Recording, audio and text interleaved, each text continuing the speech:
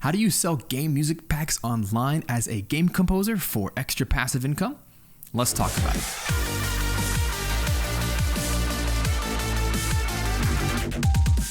What's up, guys? This is Stephen Malin. Today, we're talking about how to sell game music packs online so that you can constantly make money as a game composer while you're sleeping, while you're spending time with your family, and while you're writing game music for commercial projects. Most of us have a ton of unused tracks on our hard drives, taking up a bunch of dead space. Why aren't we using these? Why aren't we putting these to work to actually earn us income for our game music business? Let's change that. Here we go. Here are 3 steps to sell game music packs online. Step 1, organize your tracks. This is by far the step that trips up the most game composers because they don't really know how to sell things. They don't really understand the business of marketing. So my suggestion is to pick 10 to 12 tracks of one genre for a game. So this could be an RPG, it could be a Metroidvania, a platformer, a shooter, puzzle game, whatever. Doesn't matter. Just pick one. And my best encouragement is for you to pick one genre that you actually want a real commercial game for. Because if you fast forward, let's imagine a game developer finds this pack, they fall in love with your music, and they want to hire you for their game. You don't want them to try to hire you for a game that you don't want to write for, just because you're good at that music, right? We want to constantly create a giant system, a big machine that gets you more work over time. So for me, it makes perfect sense for me to create a JRPG battle album. That way, when developers click on that, they're just blown away. They love the music. They download it for free if it's one of my free packs, or they buy the pack, they put it into their game, and they fall in love. And this has actually happened before, where developers use it in their game, they love it, and then they reach out to hire me for a custom scoring of their game. Once you have these 10 to 12 tracks, do your best to categorize them, making sure that they all fit within that game genre. And then you want to edit the tracks to make sure that they're all the same format, whether that's a WAV file, an MP3 file. Try to match the lengths of these the best you can. In game audio, it's important that your tracks always end with an even 3-0 or 0-0. So like 1 minute 30 seconds or 2 minutes even. Composers are typically hired by the minute. So you want to go ahead and train your developers to think in those terms. Because if you give them a 47-second track or a 53-second track, it doesn't really train them to hire you by the minute. It kind of confuses them that, oh, I guess it's kind of in between. So do your best when you're chopping these up and you're editing your music tracks that they're all conformed to that same format. So you might want to have an entire pack of 2-minute tracks or an entire pack of 1 minute 30 or 3-minute tracks, whatever.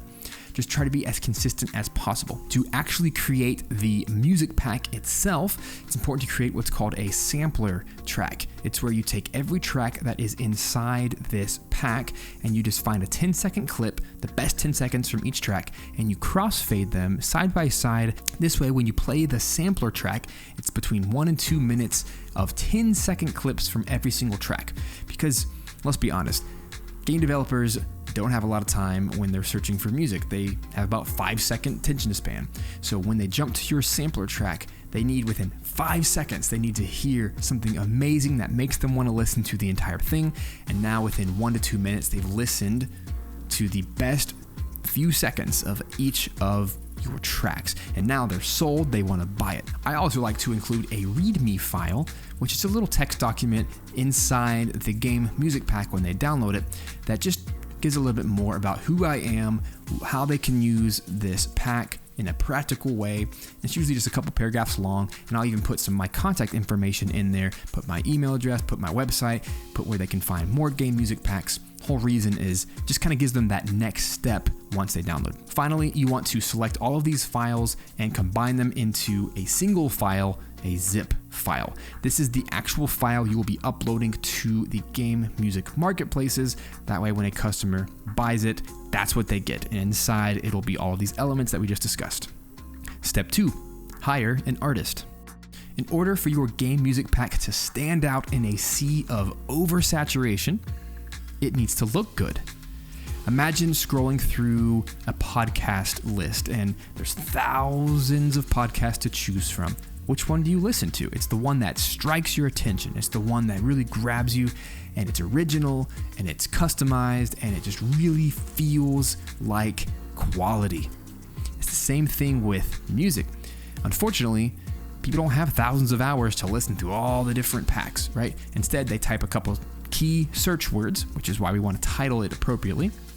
And once they have maybe 15 or 20 packs that are that genre that they searched for, let's say RPG, then they are looking for something that really catches their attention and makes them want to listen. So really the eyes are how we capture attention, and then they can use their ears to determine the quality through our sampler track. So we want to make sure that our artwork is custom. It's not just something we find online by some other artist. It needs to be custom. Now, thankfully, art is really not that expensive, especially if you find a young, talented artist who's kind of up and coming. On average, artwork like this is between $50 to $100 per album. So what that means is, let's say you're doing 5 or 6 albums at once, then maybe you can in bulk hire this artist to do all of them. Might run you $300, something in that neighborhood. And what you want to do is you want to give them the specifications of maybe some references of what you want your game album to look like, and maybe throw a couple of box art from your favorite games that really resonate that style. Something that I did with my artist is I threw some box art from the Super Nintendo era because I do a lot of 8-bit, 16-bit type albums. And so I threw Chrono Trigger up there and Earthbound and these different titles that really resonated with the art style and the music style that I'm going for. And I love the way that they turned out for my game packs. And there's just really something special about how it grabs the attention. And I can use this in so many different contexts because your game music pack isn't just for the game music store. It's also for your website. It can be great promotional material on social media. And it can also be the album cover if you're going to stream it on places like Spotify. So you can take one piece of art and chop it up into a bunch of different sizes. When hiring an artist, it's also important to have the correct ratio pixel sizes of the art. That way, when we go in step 3 to upload them to the different stores, you want to make sure that we have all the correct sizes. That way it could be a batch upload process to all of the stores at once, and you always have what you need. So here is a list. Take a look at the screen. We have 420 by 280, 700 by 400, 1200 by 360, 1950 by 1300, 2000 by 2000, which is a square, and last, the original file, which is 3556 by 2000. The good news with the artwork is once they've created that original file, and if they center the text and they put really the main portion of the artwork in the center of the photo, then we can squish it together and that middle section is a square shape, and that way that can be for SoundCloud, it can be for Spotify, etc. That can be like the little square album cover. If you're looking to hire an artist but you have no idea where to look, I would suggest going one of two places. Either go to DeviantArt, which is a website, it's a fan art site, so that's typically where a lot of upcoming talented artists put their artwork, and more specifically, you can look up different games that they've done artwork for, cover art, and that way you can really get a better sense of the style that you're going for and hire the right person. A second place is honestly just to look at your favorite podcast artwork covers. So you can just scroll through the iTunes library or your favorite podcast, and the artwork information is out there online. So you can just do a quick Google search and you can find whoever that artist is, contact them directly, and just see what you can get out of it. Step 3, upload files. Now that we've assembled all the files, it's time to put them in all the appropriate places. So the first thing we want to do is we want to upload our SoundCloud tracks. So take all the tracks for your game music pack, put them in a playlist on SoundCloud. The first track should be a sampler track. That's the 10-second snippets of all of the tracks, because this is the one track that you're going to be linking to all of the storefronts. That way, those developers get that initial reaction. They get to enjoy all the tracks in this literally small amount of time. Then we want to go to the stores themselves. There are a bunch out there, but there are 3 in particular that I highly recommend. They have the best rates, they have the best turnaround time, the best payment systems, and ultimately, they have the easiest upload process, which is identical among these three. So once you create all these assets, you can literally do it yourself or hire an assistant to do it. They can upload in batch, in bulk. They can do this across all three websites. And they are Unity Asset Store, Game Dev Market, and itch.io. Each of these sites requires the exact same materials. They need the zip file that the client will purchase, which is everything we talked about in step 1, all kind of wrapped up together. You can also include the album artwork if you'd like. I think it's a nice bonus. After the zip, you need to include the artwork in all of the specific sizes that that particular website needs, which is why we provided all the different sizes. And the last element is the SoundCloud playlist. Some of these sites allow you to do the full playlist, and others only let you put one track, which is that sampler track, so that the developers can get that great first impression and they'll click on it to learn more. Now, on each of these marketplaces, you have an option of putting a description, which I highly recommend you do. And by all means, you can copy and paste my descriptions for my game music packs, edit them as you need for yours. Ultimately, you just want to outline exactly what the customer is getting for their money. So I put a full list of all the tracks, how long each one is. If they're loops, I say each one is a loop. I say what quality it's in. So if it's MP3s, it might be a 320 kilobytes per second. If it's a WAV file, it might be a 44.1 kilohertz.